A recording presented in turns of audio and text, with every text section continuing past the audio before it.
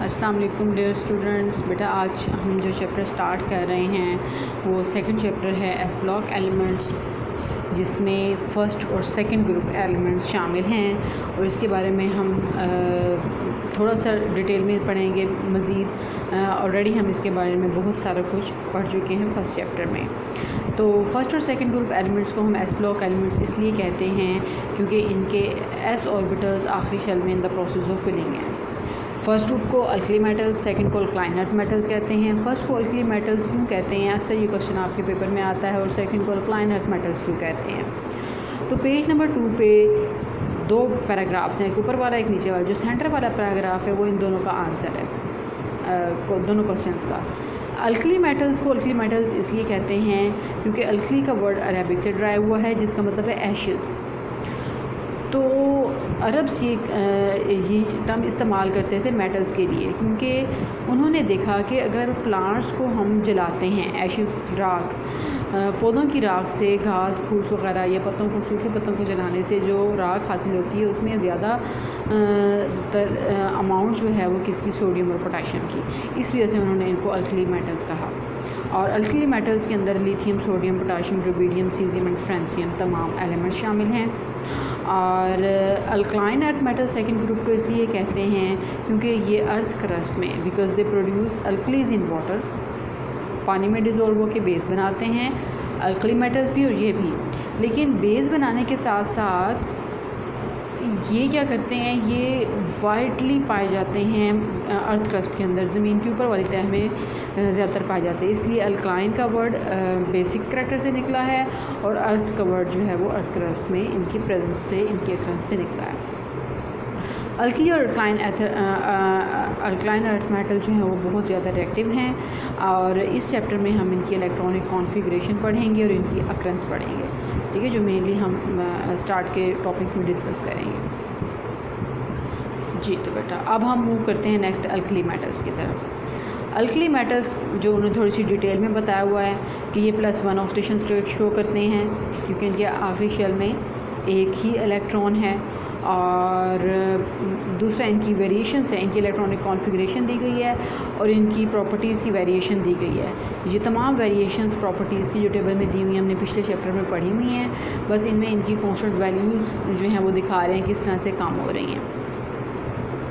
और alkaline earth metal की भी इस तरह से है, ऑक्सीडेशन स्टेट +2 शो करते हैं, क्योंकि उनके आखिरी शेल में 2 इलेक्ट्रॉन हैं, वो 2 से ज़्यादा इलेक्ट्रॉन नहीं दे सकते हैं और मेटल्स हैं, लिहाजा वो इलेक्ट्रॉन दे के पॉजिटिव ऑक्सीडेशन स्टेट शो करते हैं। ये कभी नेगेटिव ऑक्सीडेशन स्टेट शो नहीं करते हैं। और इनकी जो फिज़िकल प्रॉपर्टीज़ हैं वो इस तरह से वेरी कर रही हैं, इनकी इलेक्ट्रॉनिक कॉन्फ़िगरेशन भी दी गई है।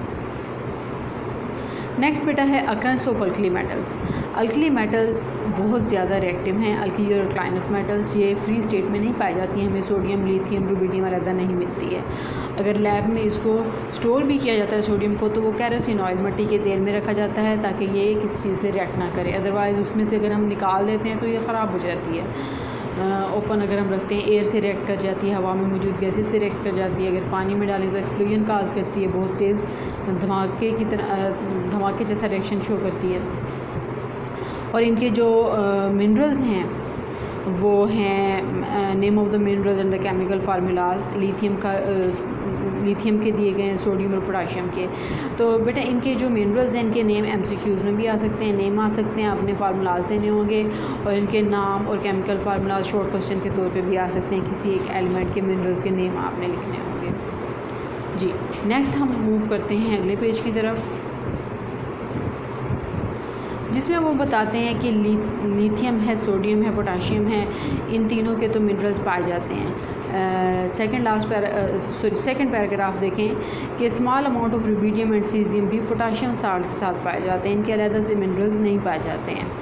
और फ्रांसियम जो है वो आर्टिफिशली प्रिपेयर की गई है, लिहाजा वो नेचुरली एग्जिस्ट नहीं करती है, ठीक है, वो थोड़ी अमाउंट में ही जो है वो बनाई गई है।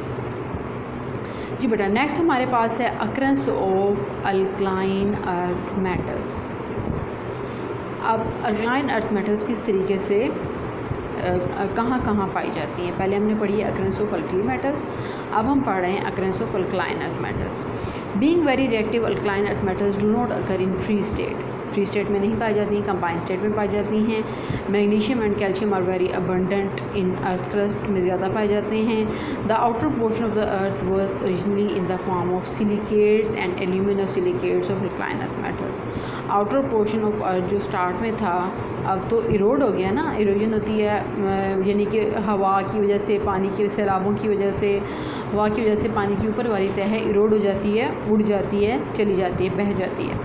तो जो पहले स्टार्ट में थी वो सिलिकेट्स और एल्यूमिनो सिलिकेट्स थे अल्कलाइन अर्थ मेटल्स के। Magnesium and calcium with sodium and potassium are present in the rocks as cations, cations के तौर पे मौजूद होती हैं रॉक्स के अंदर। Magnesium halides are found in the sea water.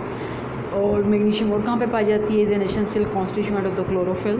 Chlorophyll का अगर हम फार्मूला लिखते हैं ना तो उसमें सेंटर में मैग्नीशियम एटम मौजूद होता है। Calcium phosphate and calcium fluoride are also found as minerals, ये भी मिनरल्स के तौर पे पाए जाते हैं। Calcium is an essential constituent of many living organisms, बहुत से लिविंग ऑर्गेनिजम्स के अंदर पाया जाता है। हमारे अंदर, हमारी बोन्स के अंदर कैल्शियम है। It occurs as skeletal material in bones, bones के तौर पे स्केलेटल मटीरियल यानी कि मेन सांचा जो है वो हड्डी का कैल्शियम की वजह से होता है, दांतों का है, सी शेल्स का है, एग शेल्स में भी कैल्शियम पाया जाता है। Radium is a rare element, ये बहुत कम पाया जाता है। It is of great interest because of its radio active nature, इसकी रेडियो एक्टिव नेचर है। तो रेडियो एक्टिव एलिमेंट्स बेटा वो होते हैं जो कि रेज़ अपने अंदर से इमिट करते हैं, और वो रेज़ उनके इलेक्ट्रॉन्स से इमिट नहीं होती हैं, उनके न्यूक्लियस से रेज़ निकलती हैं, और वो किस फॉर्म में निकलती हैं? न्यूट्रॉन्स की फॉर्म में।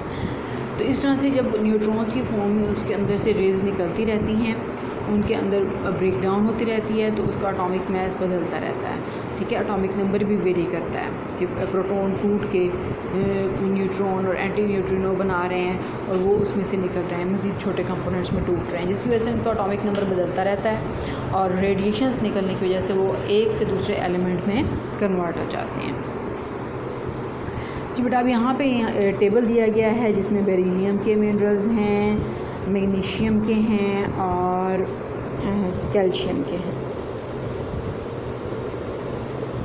होप आपको क्लियर हो रहा होगा।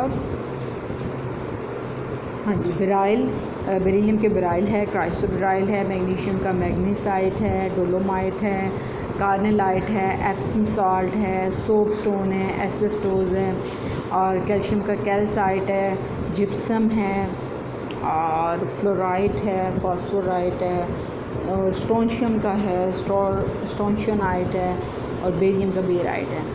तो बेटा ये तमाम अपने फार्मूलाज याद करने हैं, इन मिनरल्स के नेम्स याद करने हैं कि किस एलिमेंट के कितने मिनरल्स हैं, उनके नाम क्या हैं और उनके फार्मूलाज क्या हैं, जो आपके MCQ शॉर्ट क्वेश्चन के लिहाज से बहुत इंपॉर्टेंट है। ठीक है, आज का हमारा लेक्चर यहीं पे ही कंप्लीट होता है क्योंकि इसमें फार्मूलाज हैं, तो होपफुली आप इजीली इसको प्रिपेयर कर सको।